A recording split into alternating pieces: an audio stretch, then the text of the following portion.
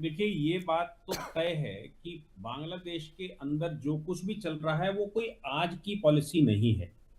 मैं एक बैकग्राउंड में जाऊंगा कि जिन्ना जब माउंटबेटन से मिलने गए तो माउंटबेटन से उन्होंने कहा कि भाई अगर आप स्टेटस को मेंटेन करना चाहते हैं, यानी कि अंग्रेजों के आने से पहले का स्टेटस मेंटेन करना चाहते हैं, तो सरकार जो है वो बादशाह की है लिखित रूप में, भले ही प्रैक्टिकली ना हो लेकिन लिखित रूप में तो आपने सत्ता वहां से ली। इसलिए जब आप जा रहे हैं तो सत्ता हमको देकर जाइए, यानी कि मुस्लिम वंशजों को सत्ता देकर जाइए।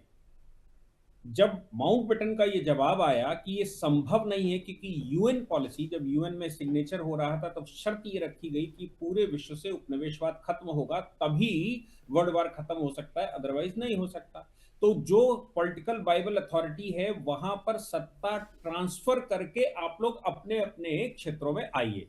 इसलिए हम उसको ट्रांसफर ऑफ पावर एग्रीमेंट करते कहते हैं, और वो सारे संसार में यही था।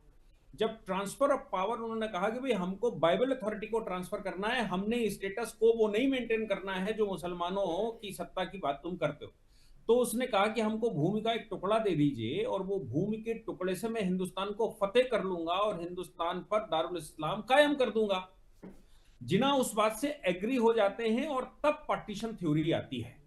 पार्टीशन थ्योरी आने के बाद जो ओरिजिनल पाकिस्तान है जहां से मुस्लिम लीग बनी थी वो तो ढाका था, यानी कि ईस्ट पाकिस्तान था।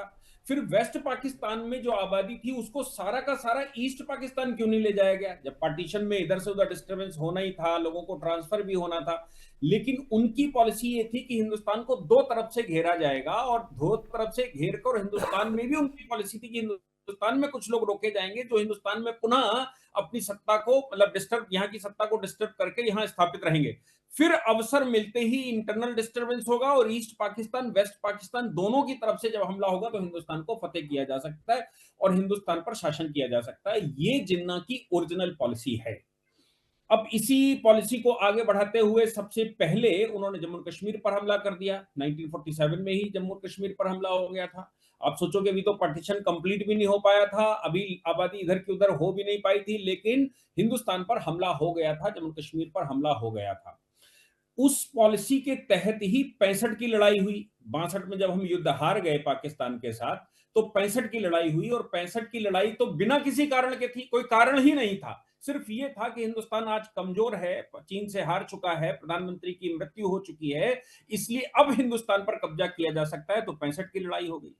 71 में जब उन्होंने अपने ही अंदर उनके दो गुट बने, दो गुट मतलब शेख मुजीबुर रहमान जीत कर गए थे, उनको प्रधानमंत्री पद की शपथ देने से इसलिए मना कर दिया गया वेस्ट पाकिस्तान में कि तुम मुख्य भूमि से नहीं हो, मेनलैंड से नहीं हो। तो शेख मुजीबुर रहमान का कहना था कि हमारी मेनलैंड पाकिस्तान बनाने वाली तो ढाका है, यानी कि जो आज का बांग्लादेश उस समय का ईस्ट पाकिस्तान है। तो फिर मेनलैंड कौन सी है? अगर मैं आपकी तथाकथित नई थ्योरी के अनुसार मैं मेनलैंड नहीं हूं, तो फिर हमें अलग हो जाना चाहिए। मुक्ति वाहिनी उस समय सामने आई और मुक्ति आंदोलन चला।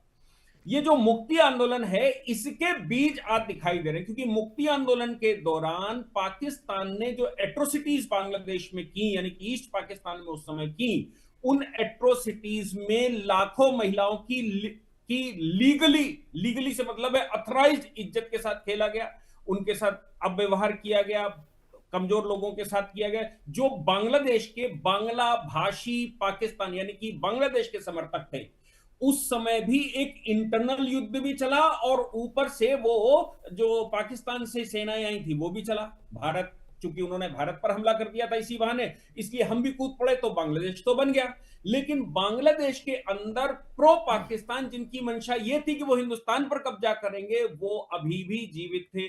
लेकिन शेख मुजीबुर रहमान के बैठने के बाद वो संभव नहीं हो सका।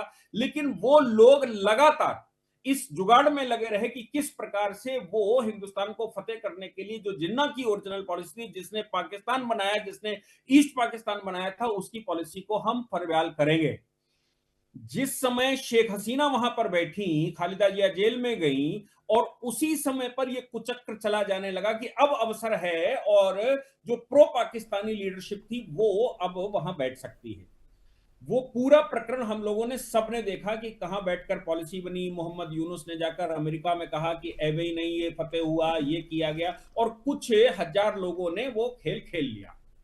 इसके बाद अब उनको पाकिस्तान, चूंकि ओरिजिनल पॉलिसी पाकिस्तान के साथ मिलने की है, इसलिए पाकिस्तान के शय पर यह हो रहा था, पाकिस्तान के जनरल, आईएसआई के ऑफिस और वो सब चालू हो गया। पाकिस्तान लगातार इस प्रयास में है कि हिंदुस्तान को फतेह करेगा, वो मिट के निस्ते नाबूद होते जा रहे हैं, लेकिन उनकी जो पॉलिसी है वो हिंदुस्तान को फतेह करने की है। और वो इसको सपोर्ट कहां से देते हैं कि प्रॉफिट मोहम्मद ने कहा था कि ठंडी ठंडी हवाएं हिंदुस्तान से आएंगी, और हिंदुस्तान पर जिस दिन कब्जा हो जाएगा, ऐसा लोग कहते हैं कि हिंदुस्तान पर जिस दिन कब्जा हो जाएगा उस दिन ये पता लगेगा कि इस्लाम वाकई में कायम हो गया है।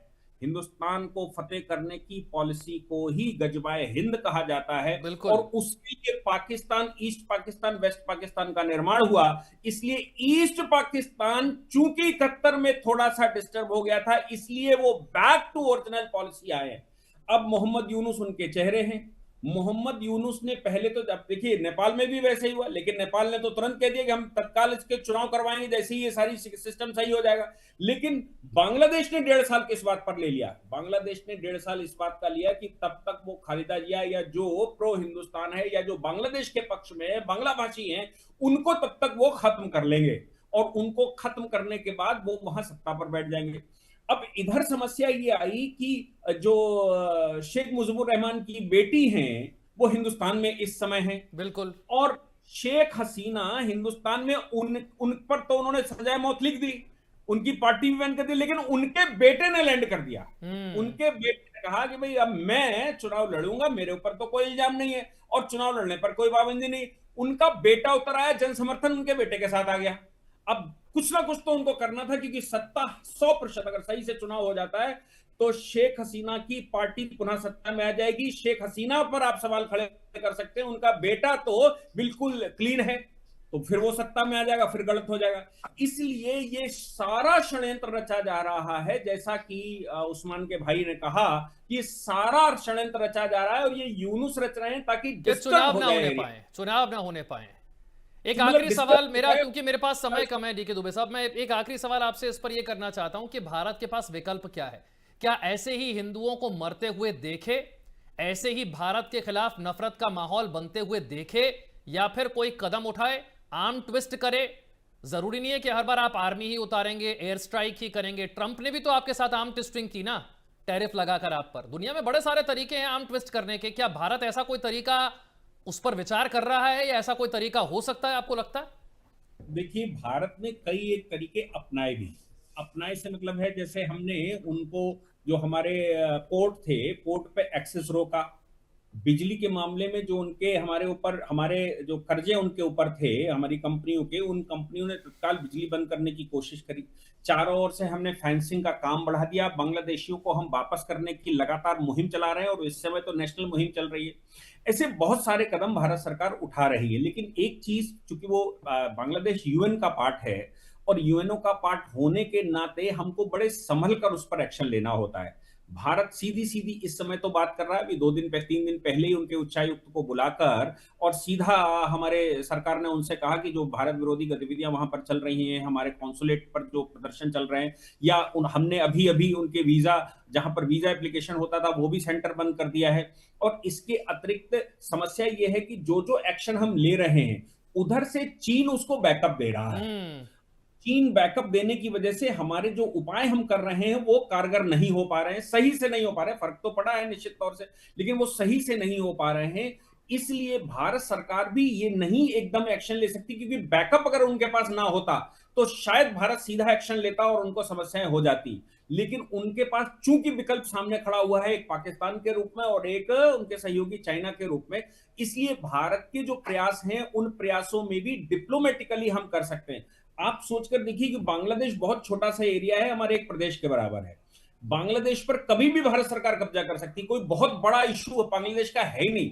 लेकिन फिर भी इंटरनेशनल पर्सनालिटी होने के नाते भारत सरकार को स्टेप बाय स्टेप उस पर कदम रखना पड़ता है, और बहुत सोच समझ कर काम करना पड़ता है। नो डाउट हम उन पर स्टेप ले रहे हैं, भारत सरकार उस पर एक्शन ले रही है, लेकिन उसके साथ इंटरनेशनल सिनेरियो बिल्कुल। और बांग्लादेश की जो स्थिति है वो भी ध्यान में रखनी ही पड़ती है।